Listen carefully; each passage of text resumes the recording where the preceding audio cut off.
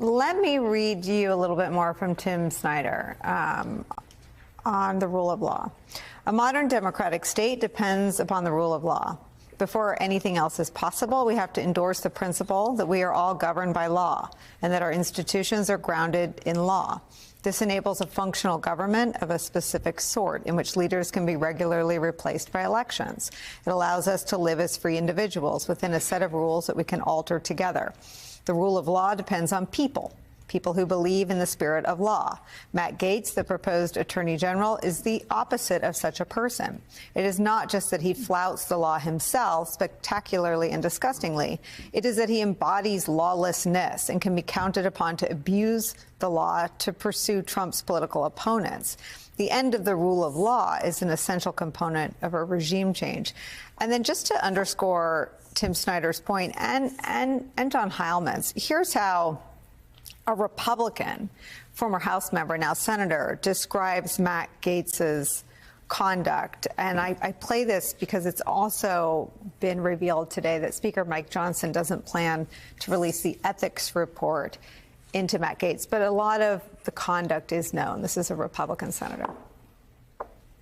There's a reason why no one in the conference came and defended him, because we had all seen the videos he was showing on the House floor that all of us had walked away of the girls that he had slept with. He'd brag about how he would crush ED medicine and chase it with an energy drink so he could go all night.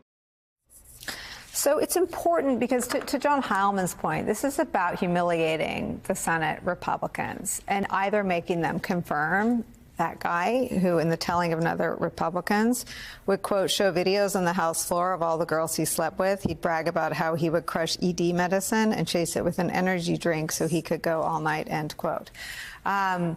It's about either making them confirm him or taking away all their power and confirming him without them in a recess appointment. What is the impact of that on the rule of law? Tremendous evisceration of the rule of law. And it shows, Nicolle, that the paradigm in this country has shifted from a right versus left paradigm to an insider-outsider paradigm. The Republican voices have been very strongly critical of Matt Gaetz, his own caucus apparently. Glad to see him go. Nonetheless, he's nominated as Attorney General. It shows, again, that the goal is deconstruction, evisceration of the rule of law. This notion that there's some sort of institutional Washington that's beyond party but is sort of incumbency or those that are in charge versus everyone else, and the president-elect positioning himself on the side of everyone else, that's a new ball game. Again, not we don't agree on policy or the right versus the left.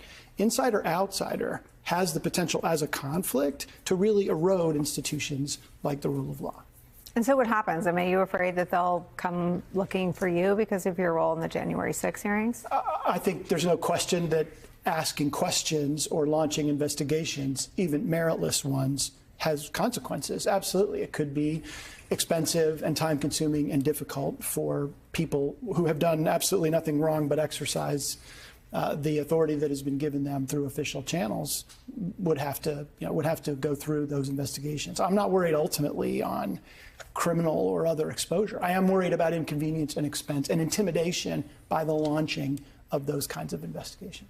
Mike Schmidt, you've done some incredible reporting on Trump's ambitions in his first term to use the Justice Department to retaliate against his political enemies, and you've chronicled the roadblocks that he encountered.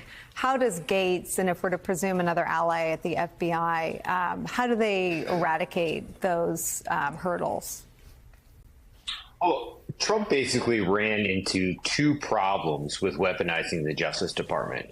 One was having an attorney general that would go along with what he wanted. As Bill Barr writes in his book, Trump is complaining to him in December of 2020 that he never prosecuted Jim Comey. That was something that Trump tried to do throughout his entire presidency. It was something that Trump tried to do himself in 2018. He wanted to go out and prosecute Comey himself, even though Trump's not a prosecutor. So that was the first roadblock. The second roadblock that they ran into was the courts. In that case, they ran into the courts in the case of Andy McCabe. Andy McCabe, the former deputy FBI director, was under investigation. They took his case to a grand jury, and the grand jury came back and said they weren't going to indict him. That was a roadblock there. They didn't. There were no charges to be brought against McCabe because of that. The first, with Gates at the top of the Justice Department, that roadblock that Barr had created on the issue of Comey would be gone. I don't think I'm taking too many leaps here to say that Matt Gaetz is someone who would go along with exactly what Donald Trump wanted. That is essentially what Matt Gaetz's brand is. I was reading back some of the stories that we had done about the investigations into Gaetz, and I saw that the way that Trump first talked to Gaetz was that he saw him on Fox News in late 2017 railing against the Mueller investigation, and he called him and said, that he needed warriors or something of that sort to help him in his efforts, and that's exactly what Gaetz did. So I think what you may see, which would be different, is more interaction between the Justice Department, the executive branch, and the judicial branch, where the Justice Department would try to do things and the courts would be forced to really weigh in and determine whether there is merit to what the department is doing.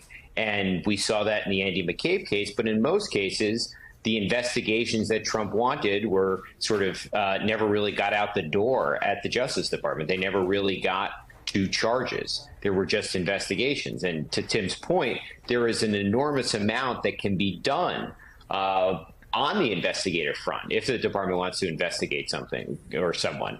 And there are not a lot of checks on that in many ways. They can interview people. They can send out subpoenas. If they want to get a search warrant, they have to go to the courts. But I think you would see here more as a clash of the branches. You would see the Justice Department trying to do things and the judicial branch being forced to come and weigh in and say whether